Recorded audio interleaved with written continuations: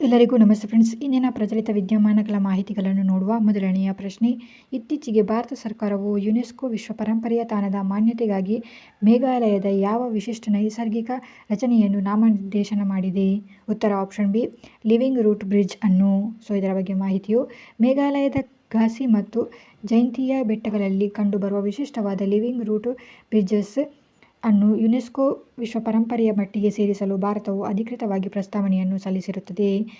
ಏನು ಇದು ಈ ಲಿವಿಂಗ್ ರೂಟ್ ಬ್ರಿಡ್ಜ್ ಅಂದರೆ? ಇಲ್ಲಿ ಬ್ರಿಡ್ಜ್ಗಳನ್ನು ಸ್ಥಳೀಯವಾಗಿ ಜಿಂಕಿಂಗ್ ಜಿ ಎಂದು ಕರೆಯಲಾಗುತ್ತದೆ. ರಬ್ಬರ್ ಮರಗಳ ಬೇರುಗಳನ್ನು ಬಳಸಿಕೊಂಡು ಸ್ಥಳೀಯ ಬುಡಕಟ್ಟು ಜನರು ಈ ಸೇತುವೆಗಳನ್ನು ನಿರ್ಮಿಸುತ್ತಾರೆ. ಈ ಸೇತುವೆಗಳು ಕಾಲ ಕಳೆದಂತೆ ಬೆಳೆಯುತ್ತಾ ಹೋಗುತ್ತವೆ ಮತ್ತು ಹೆಚ್ಚು ಬಲಶಾಲಿಯಾಗಿರುತ್ತದೆ, ಮತ್ತು ಇವುಗಳು ಮನುಷ್ಯ ಮತ್ತು ಪ್ರಕೃತಿಯ ನಡುವಿನ ಸಾಮರಸ್ಯಕ್ಕೆ ಅತ್ಯುತ್ತಮ ಉದಾಹರಣೆಯಾಗಿ ಕಂಡುಬರುತ್ತವೆ. ಹಾಗೆಯೇ ಈ ಮೇಘಾಲಯದ ಸುಮಾರು 70ಕ್ಕೂ ಹೆಚ್ಚು ಗ್ರಾಮಗಳಲ್ಲಿ ಇಂತಹ ಸೇತುವೆಗಳೇ ಕಂಡುಬರುತ್ತದೆ. ಹಾಗಾಗಿ ಭಾರತವು ಯುನೆಸ್ಕೋ ಪಟ್ಟಿಗೆ ಸೇರಿಸಲು ಆಯ್ಕೆಯನ್ನು ಮಾಡಿರುತ್ತದೆ ಈ ಒಂದು ಲಿವಿಂಗ್ ರೂಟ್ ಬ್ರಿಡ್ಜ್ ಅನ್ನು. ಇದರ ಬಗ್ಗೆ ಮಾಹಿತಿ ನೆನಪಿಟ್ಟುಕೊಳ್ಳಿ. ಕೆಲವು ಪ್ರಮುಖ ಮಾಹಿತಿಗಳು. UNESCO united nation educational, scientific and cultural organisation ಆಗಿರುತ್ತದೆ. ಇದರ ಪ್ರಧಾನ ಕಚೇರಿ ಪ್ಯಾರಿಸ್, ಫ್ರಾನ್ಸ್ನಲ್ಲಿ ಇದೆ. ಭಾರತದಲ್ಲಿ ಪ್ರಸ್ತುತ 40ಕ್ಕೂ ಹೆಚ್ಚು ಯುನೆಸ್ಕೋ ವಿಶ್ವ ಪರಂಪರೆಯ ತಾಣಗಳಿವೆ. ಇತ್ತೀಚೆಗೆ ಸೇರ್ಪಡೆಗೊಂಡ ಕೆಲವು ಸ್ಥಾನಗಳು ಶಾಂತಿನಿಕೇತನ ಮತ್ತು ಕರ್ನಾಟಕದ ಹೊಯ್ಸಳ ದೇವಾಲಯಗಳು. ಇಲ್ಲಿ ಈ ಮಾಹಿತಿ ನೆನಪಿಟ್ಟುಕೊಳ್ಳಿ. ಮೇಘಾಲಯದ ಬಗ್ಗೆ. ಮೇಘಾಲಯ ರಾಜ್ಯವನ್ನು ಮೋಡಗಳ ನಾಡು ಎಂದು ಕೂಡ ಕರೆಯಲಾಗುತ್ತದೆ. ವಿಶ್ವದ ಅತಿ ಹೆಚ್ಚು ಮಳೆ ಬೀಳುವ ಪ್ರದೇಶಗಳಾದ ಮೌಸಿನಾಂಬ್ ಮತ್ತು ಚಿರುಪುಂಜಿ ಇಲ್ಲಿಯೇ ಕಂಡುಬರುತ್ತದೆ. ಈ ಮಾಹಿತಿ ನೆನಪಿಟ್ಟುಕೊಳ್ಳಿ. ಮುಂದಿನ ಪ್ರಶ್ನೆ. 2026-27 ಆರ್ಥಿಕ ವರ್ಷದ ಕೇಂದ್ರ ಬಜೆಟ್ನಲ್ಲಿ ಸರ್ಕಾರವು ತನ್ನ ವೆಚ್ಚವನ್ನು ಭರಿಸಲು ಒಟ್ಟು ಎಷ್ಟು ಮೊತ್ತದ ಸಾಲವನ್ನು, ಗ್ರಾಸ್ ಮಾರ್ಕೆಟ್ ಬಾರೋವಿಂಗ್ ಅನ್ನು ಪಡೆಯಲು ಯೋಜಿಸಿದೆ? ಉತ್ತರವು ಆಪ್ಷನ್ ಬಿ, 17.2 ಲಕ್ಷ ಕೋಟಿ ರೂಪಾಯಿಯನ್ನು. ಇದರ ಬಗ್ಗೆ ಮಾಹಿತಿ. ಕೇಂದ್ರ ಹಣಕಾಸು ಸಚಿವಾಲಯವು ಮಂಡಿಸಿದ 2026-27 ಬಜೆಟ್ನಲ್ಲಿ ಸರ್ಕಾರವು ಬರೋಬ್ಬರಿ 17.2 ಲಕ್ಷ ಕೋಟಿ ಮೊತ್ತದ ಒಟ್ಟು ಮಾರುಕಟ್ಟೆ ಸಾಲವನ್ನು ಪಡೆಯುವುದಾಗಿ ಘೋಷಿಸಿದೆ. ಇಲ್ಲಿ ಪಾಯಿಂಟ್ ನೆನಪಿಟ್ಟುಕೊಳ್ಳಿ. 17.2 ಲಕ್ಷ ಕೋಟಿ ಸಾಲವನ್ನು ಪಡೆಯುವುದಾಗಿ ತಿಳಿಸಿರುತ್ತದೆ. ಈ ಸಾಲ ಪಡೆಯುವುದು ಅಂದರೆ ಯಾಕೆ ಈ ಸಾಲವನ್ನು ಪಡೆಯುತ್ತಾರೆ ಅಂದರೆ, ಸರ್ಕಾರದ ಒಟ್ಟು ಆದಾಯಕ್ಕಿಂತ, ಇಲ್ಲಿ ತೆರಿಗೆಗಳನ್ನು ಸಂಗ್ರಹಿಸಿದ ನಂತರ ಬರುವ ಆದಾಯಕ್ಕಿಂತ ಒಟ್ಟು ವೆಚ್ಚವು ಹೆಚ್ಚಾದಾಗ ಉಂಟಾಗುವ ಹಣಕಾಸು ಕೊರತೆ, ಫಿಸಿಕಲ್ ಡೆಫಿಸಿಟ್ ಅನ್ನು ನೀಗಿಸಲು ಸರ್ಕಾರವು ಮಾರುಕಟ್ಟೆಯಿಂದ ಸಾಲ ಪಡೆಯುತ್ತದೆ. ಇಲ್ಲಿ ಹಣಕಾಸು ಕೊರತೆಯ ಗುರಿಯನ್ನು ಸಾಲದ ಪ್ರಮಾಣ ಹೆಚ್ಚಿದರೂ ಸರ್ಕಾರವು 2026-27 ವೇಳೆಗೆ ಹಣಕಾಸು ಕೊರತೆಯನ್ನು GDPಯ 4.5%ಗಿಂತ ಕೆಳಕ್ಕೆ ತರುವ ಗುರಿಯನ್ನು ಹೊಂದಿದೆ ಎಂದು ತಿಳಿಸಿದ್ದಾರೆ. ಪ್ರಮುಖ ಮಾಹಿತಿಗಳು. ಹಣಕಾಸು ಕೊರತೆ, ಫಿಸಿಕಲ್ ಡೆಫಿಸಿಟ್, ಇದು ಸರ್ಕಾರದ ಒಟ್ಟು ವೆಚ್ಚ ಮತ್ತು ಸಾಲವಲ್ಲದ ಒಟ್ಟು ಆದಾಯದ ನಡುವಿನ ವ್ಯತ್ಯಾಸವಾಗಿದೆ. ಸಾಲದ ಮೂಲಗಳು. ಸರ್ಕಾರವು ಮುಖ್ಯವಾಗಿ ಜಿಸೆಕ್ ಅಥವಾ ಸರ್ಕಾರಿ ಬಾಂಡ್ಗಳ ಮಾರುಕಟ್ಟೆಯಲ್ಲಿ ಹರಾಜು ಹಾಕುವ ಮೂಲಕ RBI ನೆರವಿನೊಂದಿಗೆ ಸಾಲವನ್ನು ಪಡೆಯುತ್ತದೆ. ಇಲ್ಲಿ FRBM ಕಾಯ್ದೆ 2003, physical responsibility and budget management act 2003. ಇದರ ಬಗ್ಗೆ ಮಾಹಿತಿ. ಸರ್ಕಾರದ ಹಣಕಾಸು ಕೊರತೆಯನ್ನು ಮಿತಿಯಲ್ಲಿಡಲು ಈ ಕಾಯ್ದೆಯನ್ನು ಜಾರಿಗೆ ತರಲಾಗಿದೆ. ಕೇಂದ್ರ ಸರ್ಕಾರದಂತೆಯೇ ರಾಜ್ಯ ಸರ್ಕಾರಗಳಿಗೆ ಸಾಲ ಪಡೆಯಲು ಮಿತಿ ಇರುತ್ತದೆ. ಸಾಮಾನ್ಯವಾಗಿ ರಾಜ್ಯಗಳು ತಮ್ಮ GDPಯ 3%ರಿಂದ 3.5% ರವರೆಗೆ ಸಾಲ ಪಡೆಯಲು ಅವಕಾಶವಿರುತ್ತದೆ. ಇಲ್ಲಿ ಈ ಮಾಹಿತಿ ನೆನಪಿಟ್ಟುಕೊಳ್ಳಿ. ಎಷ್ಟು ಭಾರತ ಸಾಲ ಪಡೆಯುತ್ತದೆ ಈ ಫಿನಾನ್ಷಿಯಲ್ ಇಯರ್ನಲ್ಲಿ? 2026-27 ಫಿನಾನ್ಷಿಯಲ್ ಇಯರ್ನಲ್ಲಿ ಅಂದರೆ 17.2 ಲಕ್ಷ ಕೋಟಿ ರೂಪಾಯಿ. ಈ ಮಾಹಿತಿ ಗಮನಿಸಿ. ಮುಂದಿನ ಪ್ರಶ್ನೆ. ಇತ್ತೀಚಿನ ದತ್ತಾಂಶಗಳ ಪ್ರಕಾರ ಭಾರತದಿಂದ ಅತಿ ಹೆಚ್ಚು ರಫ್ತಾಗುವ ಹಣ್ಣು ಯಾವುದು? ಉತ್ತರ ಆಪ್ಷನ್ ಸಿ, ತಾಜಾ ದ್ರಾಕ್ಷಿಗಳು. ಭಾರತವು ವಿಶ್ವದ ಹಣ್ಣು ಮತ್ತು ತರಕಾರಿ ಉತ್ಪಾದನೆಯಲ್ಲಿ 2ನೇ ದೊಡ್ಡ ರಾಷ್ಟ್ರವಾಗಿದ್ದು, ರಫ್ತಿನ ವಿಚಾರಕ್ಕೆ ಬಂದಾಗ ದ್ರಾಕ್ಷಿಯು ಅಗ್ರಸ್ಥಾನದಲ್ಲಿದೆ. ಪ್ರಮುಖ ಮಾರುಕಟ್ಟೆಗಳು. ಭಾರತೀಯ ದ್ರಾಕ್ಷಿಗೆ ಯುರೋಪಿಯನ್ ಒಕ್ಕೂಟ, ನೆದರ್ಲ್ಯಾಂಡ್, ಯುನೈಟೆಡ್ ಕಿಂಗ್ಡಮ್ ಮತ್ತು ಜರ್ಮನಿಗಳಲ್ಲಿ ಅತಿ ಹೆಚ್ಚು ಬೇಡಿಕೆ ಇರುತ್ತದೆ. ಇಲ್ಲಿ ಮಾಹಿತಿ ನೆನಪಿಟ್ಟುಕೊಳ್ಳಿ. ಇಲ್ಲಿ ಇತ್ತೀಚಿನ ವರ್ಷಗಳಲ್ಲಿ ಭಾರತವು ಬಾಳೆಹಣ್ಣಿನ ರಫ್ತಿನಲ್ಲಿಯೂ ಗಮನಾರ್ಹ ಪ್ರಗತಿಯನ್ನು ಕಂಡಿದೆ. ವಿಶೇಷವಾಗಿ ಪಶ್ಚಿಮ ಏಷ್ಯಾದ ದೇಶಗಳಲ್ಲಿ, ಗಲ್ಫ್ ಕಂಟ್ರೀಸ್ಗಳಲ್ಲಿ ಹೆಚ್ಚಿನ ಪ್ರಮಾಣದಲ್ಲಿ ರಫ್ತಾಗುತ್ತಿದೆ. ಭಾರತವನ್ನು ನಾವು ಮಾವಿನ ಹಣ್ಣಿನ ರಾಜಧಾನಿ ಎಂದು ಕೂಡ ಕರೆಯುತ್ತೇವೆ. ಇಲ್ಲಿ ರಫ್ತಿನ ಮೌಲ್ಯ ಮತ್ತು ಪ್ರಮಾಣದ ಲೆಕ್ಕಾಚಾರದಲ್ಲಿ ದ್ರಾಕ್ಷಿಯು ಮುಂಚೂಣಿಯಲ್ಲಿರುತ್ತದೆ. ಈ ಮಾಹಿತಿ ಗಮನಿಸಿ. ಪ್ರಮುಖ ಮಾಹಿತಿಗಳು. ಕೃಷಿ ಮತ್ತು ಸಂಸ್ಕರಿಸಿದ ಆಹಾರ ಉತ್ಪನ್ನಗಳ ರಫ್ತನ್ನು APEDA full form agriculture and processed food products export development authority ಸಂಸ್ಥೆಯು ನಿರ್ವಹಿಸುತ್ತದೆ. ಹಣ್ಣುಗಳ ಉತ್ಪಾದನೆ. ಭಾರತವು ವಿಶ್ವದ ಅತಿ ದೊಡ್ಡ ಬಾಳೆಹಣ್ಣು ಮತ್ತು ಮಾವು ಉತ್ಪಾದಕ ದೇಶವಾಗಿರುತ್ತದೆ. ಭಾರತದಲ್ಲಿ ಮಹಾರಾಷ್ಟ್ರ ರಾಜ್ಯವು ದ್ರಾಕ್ಷಿ ಉತ್ಪಾದನೆಯಲ್ಲಿ ಮೊದಲ ಸ್ಥಾನದಲ್ಲಿದೆ. ಇಲ್ಲಿ ವಿಶೇಷವಾಗಿ ನಾಸಿಕ್ ಜಿಲ್ಲೆಯಲ್ಲಿ ಹೆಚ್ಚಾಗಿ ದ್ರಾಕ್ಷಿಯನ್ನು ಉತ್ಪಾದಿಸಲಾಗುತ್ತದೆ.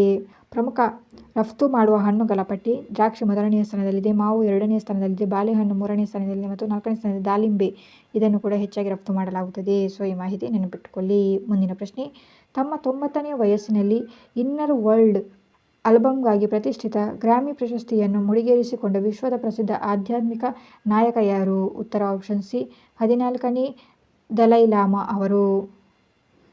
ಟಿಬೆಟ್ನ ಬೌದ್ಧ ಧರ್ಮಗುರುಗಳಾದ 14ನೇ ದಲೈ ಲಾಮಾ ಅವರು ತಮ್ಮ ಇನ್ನರ್ ವರ್ಲ್ಡ್ ಎಂಬ ವಿಶಿಷ್ಟ ಆಲ್ಬಮ್ಗೆ ಅತ್ಯುತ್ತಮ ನ್ಯೂ ಏಜ್ ಆಲ್ಬಮ್ ವಿಭಾಗದಲ್ಲಿ ಗ್ರಾಮಿ ಪ್ರಶಸ್ತಿಯನ್ನು ಪಡೆದುಕೊಂಡಿದ್ದಾರೆ. ಸೊ ಈ ಮಾಹಿತಿ ಇಂಪಾರ್ಟೆಂಟ್ ಆಗಿರುತ್ತದೆ, ನೆನಪಿಟ್ಟುಕೊಳ್ಳಿ. ಹೆಸರು ನೆನಪಿಟ್ಟುಕೊಳ್ಳಿ. 14ನೇ ದಲೈ ಲಾಮಾ ಅವರು ಅತ್ಯುತ್ತಮ ನ್ಯೂ ಏಜ್ ಆಲ್ಬಮ್ ವಿಭಾಗದಲ್ಲಿ ಇನ್ನರ್ ವರ್ಲ್ಡ್ ಆಲ್ಬಮ್ಗೆ ಗ್ರಾಮಿ ಪ್ರಶಸ್ತಿಯನ್ನು ಪಡೆದುಕೊಂಡಿರುತ್ತಾರೆ. ಇವರು 90ನೇ ವಯಸ್ಸಿನಲ್ಲಿ ಈ ಪ್ರಶಸ್ತಿಯನ್ನು ಪಡೆಯುವ ಮೂಲಕ ಗ್ರಾಮಿ ಇತಿಹಾಸದಲ್ಲಿ ಈ ಸಾಧನೆ ಮಾಡಿದ ಅತ್ಯಂತ ಹಿರಿಯ ವ್ಯಕ್ತಿಗಳಲ್ಲಿ ಒಬ್ಬರಾಗಿ ಮೂಡಿಬಂದಿದ್ದಾರೆ. ಏನು ಈ ಆಲ್ಬಮ್ನ ಸಾರಾಂಶ ಏನಾಗಿತ್ತು ಅಂದರೆ, ಈ ಆಲ್ಬಮ್ ಕೇವಲ ಸಂಗೀತವಲ್ಲ, ಇದರಲ್ಲಿ ದಲೈ ಲಾಮಾ ಅವರು ನೀಡಿದ ಬೋಧನೆಗಳು, ಮಂತ್ರಗಳು ಮತ್ತು ಶಾಂತಿಯ ಸಂದೇಶಗಳನ್ನು ಆಧುನಿಕ ಸಂಗೀತದೊಂದಿಗೆ ಸಂಯೋಜಿಸಲಾಗಿರುತ್ತದೆ. ಇದು ಜ್ಞಾನ ಮತ್ತು ಮನಸ್ಸಿನ ಶಾಂತಿಗೆ ಪೂರಕವಾಗಿರುತ್ತದೆ. ಸೊ ಈ ಮಾಹಿತಿ ನೆನಪಿಟ್ಟುಕೊಳ್ಳಿ. ಪ್ರಮುಖ ಮಾಹಿತಿಗಳು: ಗ್ರಾಮಿ ಪ್ರಶಸ್ತಿಯ ಬಗ್ಗೆ ಮಾಹಿತಿ. ಇದನ್ನು ಸಂಗೀತ ಕ್ಷೇತ್ರದ ಆಸ್ಕರ್ ಪ್ರಶಸ್ತಿ ಎಂದು ಕೂಡ ಕರೆಯಲಾಗುತ್ತದೆ. ಅಮೆರಿಕದ ರೆಕಾರ್ಡಿಂಗ್ ಅಕಾಡೆಮಿಯು ಇದನ್ನು ನೀಡುತ್ತದೆ. ದಲೈ ಲಾಮಾ ಅವರ ಬಗ್ಗೆ ಮಾಹಿತಿ. 14ನೇ ದಲೈ ಲಾಮಾ ಅವರ ಮೂಲ ಹೆಸರು ಟೆಂಜಿನ್ ಗ್ಯಾಟ್ಸೋ ಆಗಿರುತ್ತಾರೆ.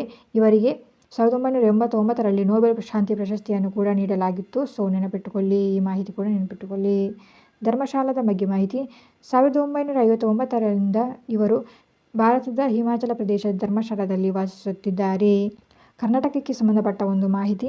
ಬೆಂಗಳೂರಿನ ಸಂಗೀತಕಾರ ರಿಕಿ ಕೇಜ್ ಅವರು ಈಗಾಗಲೇ 3 ಗ್ರಾಮಿ ಪ್ರಶಸ್ತಿಯನ್ನು ಪಡೆದುಕೊಂಡಿದ್ದಾರೆ. ಸೊ ಈ ಮಾಹಿತಿ ನೆನಪಿಟ್ಟುಕೊಳ್ಳಿ. ಮುಂದಿನ ಪ್ರಶ್ನೆ: ಇತ್ತೀಚಿನ ವರದಿಯ ಪ್ರಕಾರ ಭಾರತದ ಒಟ್ಟು ನವೀಕರಿಸಬಹುದಾದ ಇಂಧನ ಸಾಮರ್ಥ್ಯದಲ್ಲಿ 16.5% ಪಾಲು ಹೊಂದುವ ಮೂಲಕ ದೇಶದ ಮೊದಲ ಸ್ಥಾನದಲ್ಲಿರುವ ರಾಜ್ಯ ಯಾವುದು? ಉತ್ತರ ಆಪ್ಷನ್ ಸಿ ಕರ್ನಾಟಕ ರಾಜ್ಯ. ಭಾರತದ ಒಟ್ಟು ಸ್ಥಾಪಿತ ನವೀಕರಿಸಬಹುದಾದ ಇಂಧನ ಸಾಮರ್ಥ್ಯದಲ್ಲಿ ನಮ್ಮ ಕರ್ನಾಟಕವು 16.5% ಪಾಲನ್ನು ಹೊಂದುವ ಮೂಲಕ ದೇಶದ ನವೀಕರಿಸಬಹುದಾದ ಇಂಧನದ ಪವರ್ ಹೌಸ್ ಆಗಿ ಹೊರಹೊಮ್ಮಿದೆ. ಇಲ್ಲಿ ಸೌರಶಕ್ತಿ, ಪವನಶಕ್ತಿ, ಜಲಶಕ್ತಿ ಮತ್ತು ಬಯೋಮಾಸ್ ಸೇರಿದಂತೆ ವಿವಿಧ ಮೂಲಗಳಿಂದ ಇಂಧನ ಉತ್ಪಾದಿಸುವಲ್ಲಿ ಕರ್ನಾಟಕವು ಸತತವಾಗಿ ಮುಂಚೂಣಿಯಲ್ಲಿದೆ. ಇದಕ್ಕೆ ಮೇನ್ ಕಾರಣ ಸರ್ಕಾರದ ಪೂರಕ ನೀತಿಗಳು, ಭೌಗೋಳಿಕ ಅನುಕೂಲತೆ ಮತ್ತು ಬೃಹತ್ ಪ್ರಮಾಣದ ಹೂಡಿಕೆಯಿಂದಾಗಿ ಈ ಸಾಧನೆ ಮಾಡಲು ಸಾಧ್ಯವಾಗಿದೆ ಕರ್ನಾಟಕಕ್ಕೆ. ಕೆಲವು ಇಂಪಾರ್ಟೆಂಟ್ ಆದ ಮಾಹಿತಿ. 2030ರ ವೇಳೆಗೆ ಭಾರತವು ಹೊಂದಿರುವ 500 GM ನವೀಕರಿಸಬಹುದಾದ ಇಂಧನ ಗುರಿಯಲ್ಲಿ ಕರ್ನಾಟಕವು ಪ್ರಮುಖ ಪಾತ್ರ ವಹಿಸಲಿರುತ್ತದೆ. ಇಲ್ಲಿ Indian renewable energy development agency ಇದು ನವೀಕರಿಸಬಹುದಾದ ಇಂಧನ ಯೋಜನೆಗಳಿಗೆ ಹಣಕಾಸು ನೆರವು ನೀಡುವ ಒಂದು ಪ್ರಮುಖ ಸಂಸ್ಥೆಯಾಗಿರುತ್ತದೆ. ISA ಇಂಟರ್ನ್ಯಾಷನಲ್ ಸೋಲಾರ್ ಅಲಯನ್ಸ್ ಇದು ಇದರ ಪ್ರಧಾನ ಕಚೇರಿ ಭಾರತದ ಗುರುಗಾಂವ್ನಲ್ಲಿದೆ. ಸೊ ಈ ಮಾಹಿತಿ ನೆನಪಿಟ್ಟುಕೊಳ್ಳಿ. ಮುಂದಿನ ಪ್ರಶ್ನೆ: ಪ್ರತಿ ವರ್ಷ ಯಾವ ದಿನಾಂಕದಂದು ವಿಶ್ವದಾದ್ಯಂತ ರುಮಟಾಯ್ಡ್ ಸಂಧಿವಾತ ಜಾಗೃತಿ ದಿನವನ್ನು ಆಚರಿಸಲಾಗುತ್ತದೆ? ಉತ್ತರ ಆಪ್ಷನ್ ಡಿ ಫೆಬ್ರವರಿ 2ರಂದು. ರುಮಟಾಯ್ಡ್ ಸಂಧಿವಾತ ಎಂಬ ದೀರ್ಘಕಾಲದ ಕಾಯಿಲೆಯ ಬಗ್ಗೆ ಜಾಗೃತಿ ಮೂಡಿಸಲು ಪ್ರತಿ ವರ್ಷ ಸಂಧಿವಾತ ರೋಗಿಗಳ ಒಕ್ಕೂಟವು ಈ ದಿನವನ್ನು ಆಚರಿಸುತ್ತದೆ ಅಥವಾ ಸ್ಥಾಪಿಸಿತು. ಏನಿದು ರುಮಟಾಯ್ಡ್ ಸಂಧಿವಾತ ಅಂದರೆ, ಇದೊಂದು ಆಟೋ ಇಮ್ಯೂನ್ ಡಿಸೀಸ್ ಆಗಿರುತ್ತದೆ. ಅಂದರೆ ನಮ್ಮ ದೇಹದ ರೋಗ ನಿರೋಧಕ ಶಕ್ತಿಯೇ ತಪ್ಪಾಗಿ ನಮ್ಮ ದೇಹದ ಆರೋಗ್ಯವಂತ ಜೀವಕೋಶಗಳ ಮೇಲೆ, ಮುಖ್ಯವಾಗಿ ಕೀಲುಗಳ ಮೇಲೆ ದಾಳಿ ಮಾಡುತ್ತದೆ. ಸಂಧಿವಾತದ ವಿಧಗಳು. ಈ ಸಂಧಿವಾತದಲ್ಲಿ ಹಲವು ವಿಧಗಳಿದೆ. ಆಸ್ಟಿಯೋ ಆರ್ಥರೈಟಿಸ್ ಮತ್ತು ರುಮಟಾಯ್ಡ್ ಆರ್ಥರೈಟಿಸ್ ಅತ್ಯಂತ ಸಾಮಾನ್ಯವಾಗಿ ಕಂಡುಬರುವ ಸಂಧಿವಾತಗಳಾಗಿರುತ್ತದೆ. ವಿಶ್ವ ಸಂಧಿವಾತ ದಿನ ಇದನ್ನು ಪ್ರತಿ ವರ್ಷ ಅಕ್ಟೋಬರ್ 12ರಂದು ಪ್ರತಿ ವರ್ಷ ಆಚರಿಸಲಾಗುತ್ತದೆ.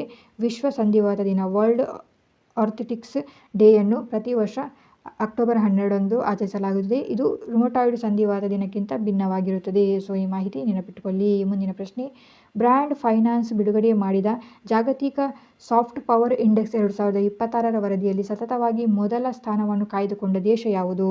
ಉತ್ತರ option C United States USA. 2026ರ ಸೂಚ್ಯಂಕದಲ್ಲಿ ಅಮೆರಿಕ ತನ್ನ ಮೊದಲನೇ ಅಗ್ರಸ್ಥಾನವನ್ನೇ ಉಳಿಸಿಕೊಂಡಿದೆ. ಅಮೆರಿಕದ ತಂತ್ರಜ್ಞಾನ, ಮನರಂಜನೆ ಮತ್ತು ಬಲವಾದ ಆರ್ಥಿಕತೆ ಇದಕ್ಕೆ ಮುಖ್ಯ ಕಾರಣವಾಗಿದೆ. ಟಾಪ್ 3 ದೇಶಗಳು ಅಮೆರಿಕ, ಯುನೈಟೆಡ್ ಕಿಂಗ್ಡಮ್, ಜರ್ಮನಿಯಾಗಿರುತ್ತದೆ. ಭಾರತವು ಈ ಪಟ್ಟಿಯಲ್ಲಿ ಗಮನಾರ್ಹ ಸುಧಾರಣೆ ಕಂಡಿದ್ದು 30 ದೇಶಗಳ ಒಳಗೆ ಸ್ಥಾನವನ್ನು ಪಡೆದುಕೊಂಡಿದೆ ಹಾಗೂ ಲಂಡನ್ ಮೂಲದ ಬ್ರ್ಯಾಂಡ್ ವ್ಯಾಲ್ಯೂಯೇಷನ್ ಕನ್ಸಲ್ಟೆನ್ಸಿ ಆದ ಬ್ರ್ಯಾಂಡ್ ಫೈನಾನ್ಸ್ ಈ ವರದಿಯನ್ನು ಬಿಡುಗಡೆ ಮಾಡುತ್ತದೆ. ವರದಿ ಹೆಸರು ನೆನಪಿಟ್ಟುಕೊಳ್ಳಿ, ಜಾಗತಿಕ ಸಾಫ್ಟ್ ಪವರ್ ಇಂಡೆಕ್ಸ್ 2026 ಆಗಿರುತ್ತದೆ.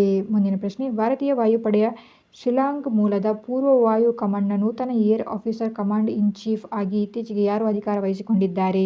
ಉತ್ತರ option B, air marshal S P Dharkar. Air marshal S P Dharkar ಅವರು ಭಾರತೀಯ ವಾಯುಪಡೆಯ ಪೂರ್ವ ವಾಯು ಕಮಾಂಡ್ನ ಮುಖ್ಯಸ್ಥರಾಗಿ ಅಧಿಕೃತವಾಗಿ ಅಧಿಕಾರವನ್ನು ಸ್ವೀಕರಿಸಿದ್ದಾರೆ. ಸೊ ಈ ಮಾಹಿತಿ ನೆನಪಿಟ್ಕೊಳ್ಳಿ, ಪೂರ್ವ ವಾಯು ಕಮಾಂಡ್ನ ಮುಖ್ಯಸ್ಥರಾಗಿ S P Dharkar, air marshal S P Dharkar ಅವರು ಭಾರತೀಯ ವಾಯುಪಡೆಯ ಮುಖ್ಯಸ್ಥರಾಗಿ ನೇಮಕಗೊಂಡಿದ್ದಾರೆ. ಇವರು air marshal D K Patnaik ಅವರ ನಿವೃತ್ತಿಯ ನಂತರ ಈ ಜವಾಬ್ದಾರಿಯನ್ನು ವಹಿಸಿಕೊಂಡಿರುತ್ತಾರೆ. ಇವರು ಅತ್ಯಂತ ಅನುಭವಿ ಫೈಟರ್ ಪೈಲಟ್ ಆಗಿದ್ದು 3600ಕ್ಕೂ ಹೆಚ್ಚು ಗಂಟೆಗಳ ಹಾರಾಟದ ಅನುಭವವನ್ನು ಇವರು ಹೊಂದಿರುತ್ತಾರೆ. ಪೂರ್ವ ವಾಯು ಕಮಾಂಡ್ ಭಾರತದ ಈಶಾನ್ಯ ರಾಜ್ಯಗಳ ಗಡಿ ಸುರಕ್ಷತೆ, ಚೀನಾ ಗಡಿಯೂ ಸೇರಿದಂತೆ ಮತ್ತು ಬ್ರಹ್ಮಪುತ್ರ ಕಣಿವೆಯ ವಾಯು ರಕ್ಷಣೆ ಜವಾಬ್ದಾರಿಯನ್ನು ಇಲ್ಲಿ ಹೊಂದಿರುತ್ತಾರೆ. ಸೊ ಈ ಮಾಹಿತಿ ನೆನಪಿಟ್ಟುಕೊಳ್ಳಿ. ಪ್ರಮುಖ ಮಾಹಿತಿಗಳು, ಭಾರತೀಯ ವಾಯುಪಡೆಯ ಬಗ್ಗೆ ಮಾಹಿತಿ. ಅಕ್ಟೋಬರ್ 8, 1932ರಂದು ಸ್ಥಾಪಿಸಲಾಯಿತು. ಪ್ರತಿ ವರ್ಷ ಅಕ್ಟೋಬರ್ 8ರಂದು ವಾಯುಪಡೆ ದಿನವನ್ನು ಆಚರಿಸಲಾಗುತ್ತದೆ. ವಾಯುಪಡೆಯ ಕಮಾಂಡ್ಸ್ಗಳು, ಭಾರತೀಯ ವಾಯುಪಡೆ ಒಟ್ಟು 7 ಕಮಾಂಡ್ಸ್ಗಳನ್ನು ಹೊಂದಿರುತ್ತದೆ. ನೆನಪಿಟ್ಟುಕೊಳ್ಳಿ, ಭಾರತೀಯ ವಾಯುಪಡೆ ಒಟ್ಟಾಗಿ 7 ಕಮಾಂಡ್ಸ್ಗಳನ್ನು ಹೊಂದಿದೆ.